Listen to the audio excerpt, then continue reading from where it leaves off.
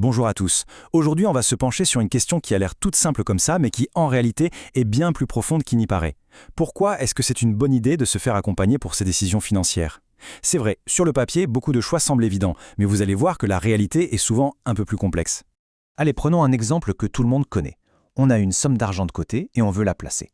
Quel est le premier réflexe? En général, c'est de chercher le meilleur placement. On se sent tout à fait capable de comparer les offres, de choisir soi-même. Après tout, c'est notre argent, non? Et franchement, cette réaction est super logique. Elle vient d'une idée qu'on a tous en tête. Être autonome financièrement, eh bien ça veut dire décider tout seul. C'est une vision qui met en avant l'indépendance et c'est très valorisant. Mais la vraie question, c'est est-ce que décider seul, c'est forcément bien décider? C'est là que ça devient intéressant. Parce qu'une décision financière, ce n'est quasiment jamais un acte isolé. C'est plutôt le point de départ d'un effet domino, avec tout un tas de conséquences qu'on n'avait pas forcément vu venir. Ok, revenons à notre exemple. Quand on décide seul, la vision est souvent très directe. On a de l'argent, on cherche un produit. Point. Toute l'attention se porte sur le support d'investissement, son rendement potentiel, peut-être sa popularité. C'est un chemin tout tracé. Sauf que ce choix en apparence si simple va en fait toucher à plein d'autres choses. Quid de la fiscalité sur les gains? Est-ce que cet argent doit rester dispo rapidement en cas de coup dur? On le bloque pour combien de temps? En fait, chaque décision est connectée à la situation globale, au projet de vie et même à la protection de la famille. Et tout ça, ça nous amène à un point absolument fondamental. Une bonne décision financière, ce n'est pas juste une décision intéressante sur le papier, du genre un produit qui affiche un super rendement, c'est avant tout une décision qui est cohérente. Cohérente avec une situation personnelle, des priorités et un horizon de temps bien précis. Là, on pourrait se dire, pas de souci, il suffit de bien s'informer. Le problème, c'est qu'on vit aujourd'hui dans ce qu'on pourrait appeler le paradoxe de l'information. On a accès à une montagne de données, mais ça ne nous aide pas forcément à prendre de meilleures décisions.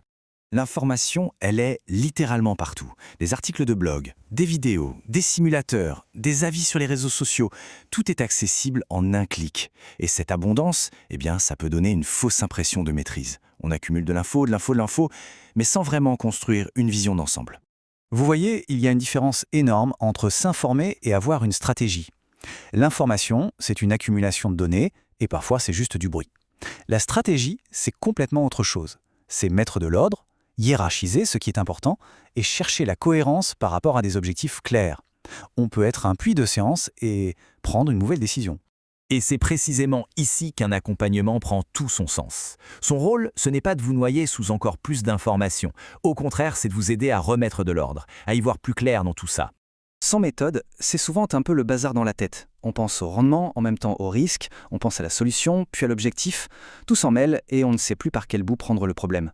L'accompagnement, en fait, ça aide à remettre les choses dans le bon ordre. C'est simple. D'abord, étape 1, on définit l'objectif. Pourquoi on fait ça? Ensuite, étape 2, on regarde les contraintes, le risque qu'on peut accepter, le besoin de garder l'argent dispo. Et c'est seulement à la fin, à l'étape 3, qu'on compare les solutions qui rentrent dans ce cadre. On ne se demande plus quelle est la meilleure solution, mais quelle est la solution la plus juste pour mon objectif. Bien sûr, il y a une crainte qui revient souvent, celle de se dire que se faire accompagner, c'est perdre le contrôle, c'est abandonner sa liberté de choix. On s'imagine que quelqu'un va décider à notre place.